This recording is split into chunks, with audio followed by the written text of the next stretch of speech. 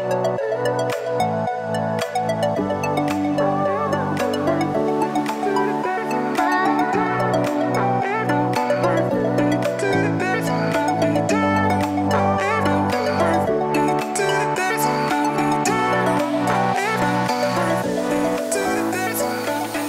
everyone, my name is David Meyer and welcome back to First Time Reefer TV, and we are finally out of lockdown down here in Melbourne. We have had our stage 4 restrictions reduced in Metro Melbourne, so yes! I'm super excited. That means I can really get a wriggle on and get some help with getting this tank going when I do need it. But for a little update, I've actually got my light rack in and installed now. That's been fabricated by Luke Stud at Stud Fabrication. He does all of my steel work for this build here. He's done an incredible job with this hanging, well, not even hanging, it's a suspended light rack above the tank. And it's just fixed to the brick wall there. So I'm really happy with how that's turned out. It's matched to the frame as well. So it actually like frames in the entire tank, which is pretty cool. So that allows me to get a wriggle on and get my lights sorted for the tank now. And we can really get moving. Now, you guys would have seen there's a couple of rolling credits for my sponsors at the start of the channel now, so I just want to take a moment and thank those guys. Thank you to Nature Aquariums. Not only do they sponsor this YouTube channel, but they also sponsor my event, which is an online show called Frag Show, where everyone can sell coral, and they really look after me as my own LFS, so be sure to head over to their website and check them out at www.natureaquariums.com.au. And my new channel sponsor as well, thank you to ABS Technologies. I really appreciate you guys jumping on board the channel. They bring in, they are a distributor who bring in an amazing range of products, so be sure to check out their range on their website, which I'll leave a link down the bottom here. But thank you so much to my sponsors, because it's certainly be very difficult to keep this channel going without you guys. So I really appreciate the support that you guys have given me and the channel. So thank you very much. So without further ado, let's get into the return pump for my tanks. Alright, so I've picked a return pump for the tank here, and obviously being a big water volume, you need something with some decent head pressure and a lot of oomph behind the motor itself. I saw reef builders actually running, I think 4 or 5 tanks off a single Deltec E Flow pump, which is the Deltec E Flow 12. That's a 12,000 litre per hour pump, and I couldn't believe how much he was actually running off the one pump. It's pretty incredible. So ever since I saw that, I decided that I wanted to get a Deltec for my tank here. I've actually got 2 running on this system here, purely one for redundancy. Both of them are plumbed into either side of the outlets on the tank here. But also I'm going to use one to run my manifold, and the other pump is probably going to be running my chiller. And I'm pretty pumped to share with you guys what I've decided to go with for a chiller. But this is the pump here. I'll show you guys. You can see the pump is a huge pump. It is a big pump. It's serious business. The fittings coming out the end there are 40 mil to the side and to the top there.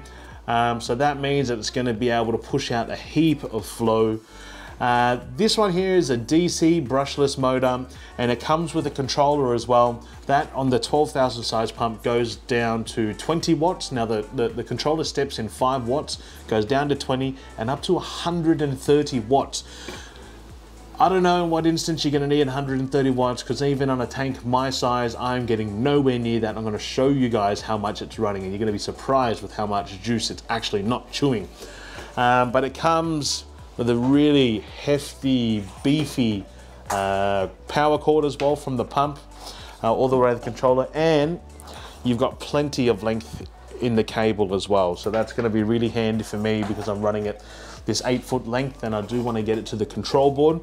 Now this pump here, as I mentioned earlier, it's a DC brushless motor, sine wave technology. And I believe they actually manufacture all of these products via a CNC milling machine. As you can see here, this whole front section of the pump is actually one piece, and it's actually the motor that bolts onto it. So I'm going to take this pump apart now and show you guys the internals, because it is truly beefy, especially compared to what I used on the Cade previously. So I'll open this up and show you guys now. So you guys can see the motor comes in, the pump comes into two parts. Like I said earlier before, this is a CNC milled one piece front section of the pump plus the base. It comes with the little rubber feet here down the bottom as well, and that is seriously incredible with keeping this pump incredibly silent. Even when you're holding the pump, you actually can't feel it running. And I'm not just saying that either, like it's unbelievable. I had I had Starfire Aquatics over here actually helping me install this because they've been doing all the work on this tank for me. So shout out to Starfire Aquatics. Even when they had these pumps going, they couldn't believe how silent they were. And I assume that Starfire has seen a number of pumps over the years in their installs as well. So you can see here, the impeller design inside is very, very unique. You've got a very smooth front here. And when you pull it out, it's this entire thing in here. Like, there's obviously a bit of crud in there at the moment because I've had it running with fresh water, but you've got just this huge, huge impeller, by far the biggest impeller I've seen on any pump that I've ever used. And it just comes as a one-piece housing here. So it's a very, very different style of impeller compared to your traditional one that just has the sort of impeller that just has the blade at the front, it just pops in. This is actually an entire faceplate. So while I've got this open, I'm going to clean this dust out of it. And there's actually, like, from what I can see here, there's no parts that can sort of break on it, because even inside, if you guys can see that, like, that's just all milled one piece, and it's got a couple of seals, one on the front, one on the back here, and it's got I believe, so these holes here that you see inside there, on the inside here, they're actually designed to cool down the impeller to keep the pump running under a specific temperature, and that obviously helps it maintain with its optimal performance. But you can see that is absolutely beastie. And that slips into obviously the pump housing here, which I'm just going to give a wipe out because we've had a bit of dust, but that's a one-piece pump unit as well. And it's all CNC milled. We'll put it back together. It's just like, oh, that's, yeah, okay, that's pretty strong. It just slips in like that. The rubber behind it obviously creates a seal with the inside section. This slides over the front just like that, and we'll put the screws back on, and I'm going to show you guys how I mounted this. Now, you know, there's a stack of pumps out there on the market, and obviously over the years I've been using the J-Bow with no problems whatsoever on my tank. But I thought for this dream build that I actually wanted to try something sort of in the high range quality for once. And with the way that I've got my plumbing designed, I actually really needed that sort of oomph behind the pump, because one, it's a fairly long span of tank to get through, but also I'm running a manifold off the pump, I'm running a big chiller off the pump, and plus any other accessories I decide to. I've got a UV sterilizer running off this pump as well. So it definitely needed to have a fair bit of oomph behind it in order to be able to handle what I wanted it to do for my tank. And the reason I've gone to, like I said earlier, is because I did want this to be a redundancy. So even if one pump decided to die for one reason or another, I'm going to still have flow going through the tank, albeit a little bit less, obviously, because it's just one pump instead of two, and one outlet instead of two. But at least there's still flow, and I can get notified until I get home. Now, even with the electrical that I've got on my wall there, they actually run two separate circuits. So I'll be having a pump on each circuit. So even if something decides to trip on the safety switch or the switchboard, I'm still going to be okay, or it's going to give me a lot more redundancy being able to have it on a separate circuit. Unfortunately, we've got a pretty stable power supply here in Australia, and especially in Melbourne, so knock on wood, we haven't had too many issues at all. Just going to get this last screw in. And even just putting the pump back together, it's just simple 4 screws. That's really beefy. Even the screws have a little seal. There is a lug nut that goes on the top as well, but obviously that's been plumbed in, so that'll be on top. You can run this pump externally as well as internally. I've gone for the internal option just because I've got the space for it. But yeah, heaps of flow, and I'll show you guys now how I've got this installed, and I can't wait to show you guys the power coming out of this, so stick around. Alrighty, so we're at the back end of my sump now in the return pump chamber. As you can see, I've already got one pump in there that was installed. Well, both of them were installed already, but one's still remaining, so we're going to get this one in now. If you guys have forgotten, there's 2 return lines that actually come out the top here. I'm just trying to squeeze in, get this. You got a bit of light in there. There we go. So originally, when we first put this pump in, I actually thought I didn't allow enough space to get the pump in, but now it's going to make me a liar and show me that I didn't. There we go. So it's just made to fit like a glove getting in there, but it doesn't touch any of the sides. And hopefully you guys can see there. But we're going to get the pump underneath. Now the pumps are completely hard plumbed. There's no silicone tubing, but I'm confident there's not going to be much noise coming off them at all. So I didn't need the extra silicone hosing, but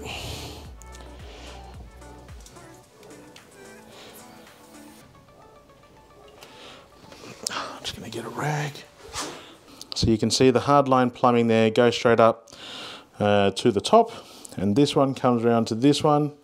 This one will eventually tap off and go in to feed my manifold here that I've got running along the back, and the other one there I'm going to split off, and that'll then end up going out to my chiller as well. So I'm going to set up the camera now, and I'm going to switch these pumps on, and I'm going to show you how hard these guys push. And I don't know what the original setting is going to be when they're turned on, but I know when you've got them set at say 50 watts and you do lose power, when they come back on, they're just going to come back on at 50 watts as per their previous setting. So let's set you up the top now and see how this pump flow goes. Check that we got the outlets. Taking the little outlets off, and we're going to run them through them in another video, but this is purely just an open return line there with nothing else on the end, just so I could show you the full power of this thing. I'm just going to quickly connect these pumps back up, and I know the water level's a little bit high up there, so hopefully I've left enough for you guys to see. Let's see.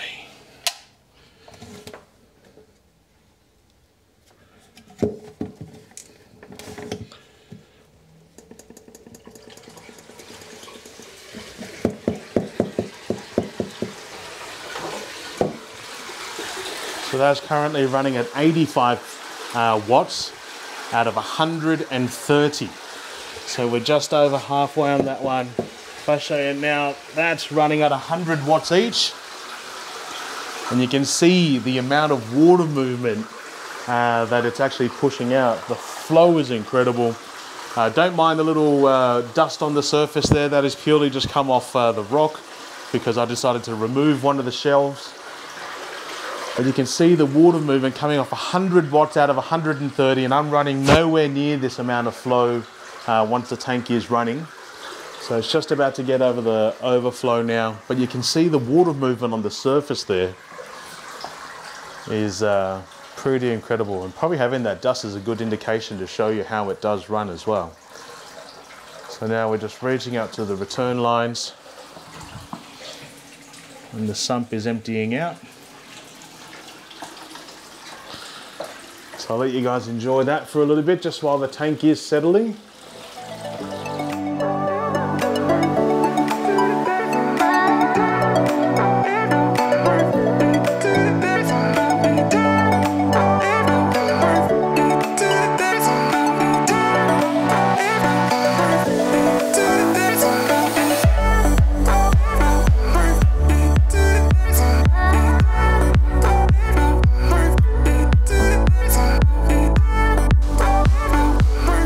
That flow now is running at 50 watts per pump, so 100 watts in total. You can still see there's plenty of water movement. I'm just going to just dial in the tank now and just check everything is working. And then I'll take you guys around to show you the sump. I'll be back. So like I said, when you've actually got your hand on these pumps, you cannot feel them running. So I'm actually running 55 watts on each pump there. I'm going to show you something in a second that's going to make you realize how truly power efficient these pumps actually are. You can see the water movement in the tank.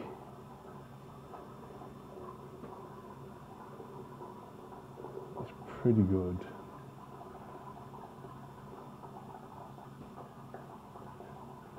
It's definitely pushing the stuff around, no problems.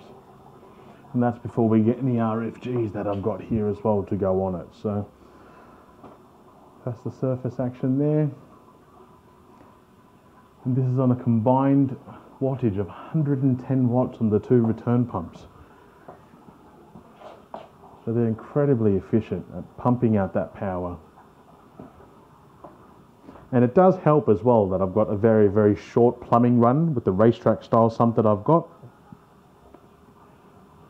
But yeah, you can definitely see the movement. Now, I'll take a chance to show you guys the light rack that I've got as well. So that's the light rack up the top there. Leaves all this area nice and open. I'm not going anything motorized just because I don't want that added extra complexity of setting up something like that. I'm just going to get a light that I can mount up nice and high up here.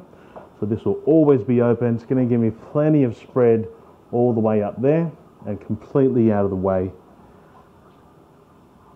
But yeah, you can see that flow is cranking. Now let me show you something. Now we're back at my current CADE display where I'm running the J-Bauer DCP 5000 pump here. And it's barely enough to crank any, I mean it's just enough, but I couldn't really run a chiller off this pump, nor anything else apart from the slow trickle that I have through my media reactors. And that is currently maxed out at, well, it's a 40 watt pump, and that's maxed out at 40 watts. And I'm running the Deltec outsides at 55. And you can see the amount of flow that's cranking out of the water box outside. So that just gives you an indication of how much head pressure the Deltec pump has, and how much flow it can create from such little electricity as well. And that's a huge factor when it comes to thinking about your electricity bill as well. And that was one of the big reasons I wanted to use an energy efficient pump, because I was using two. I'm getting 2.5 times this out of the of use of what I'm using for, with a heck of a lot more flow in the tank as well. So that's the return pumps. I've chosen to run this dream build of mine that I've got going here. So two of the Deltec E Flow 12,000 litre return pumps running at about 35% of their capacity to get this much flow in a 1,300 litre volume of water, or about 300 gallons for my US friends. So there's some technical specs that I probably should quickly read out to you guys as well that I'm just looking up on their website here. It's actually 11,400 litres an hour at 1.1 metres of head height. It's a 240 volt pump. The pump weighs 3.6 kilos, which is quite considerable. The measurements are 200 millimeters by 135 wide by 214 high. And the inlet and outlet is a 40 mil PVC pipe, and it goes from 20 to 130 watts on the pump. It'd be interesting to see whether the tank could even handle both of those pumps going at full bore, but they are going to be designed to be running other stuff as well. And now, before you guys say, obviously I'm just saying nice things about the pump because it is sponsored, and would I buy one even if I had to pay for it? Just so you know, I did actually purchase the second pump, and I got the first pump at a little bit of a discount. But 100% I would definitely buy the pump, and I'm not just saying it purely because ABS is my sponsor. This is my dream build. I'm looking for some of the highest quality equipment to go in this tank as best as I can afford. There's some people out there that can certainly afford more than I can, but for me, this is what's within my realms, and I can't wait to show you guys the rest of this build. So if you guys haven't subscribed to this channel, I highly suggest you do, so you can make sure you keep up to date with the rest of this build, because I've got a stack of equipment and videos coming. I've taken a little bit of a break purely because of COVID, but now I can get back into it and get a bit of mojo back, right? So next we're going to be cycling, get some other equipment on here. So yeah, be sure to subscribe so you don't miss that. Smash that like button, helps YouTube think that my video is freaking awesome, which it is, right? And my friends, until next time, peace.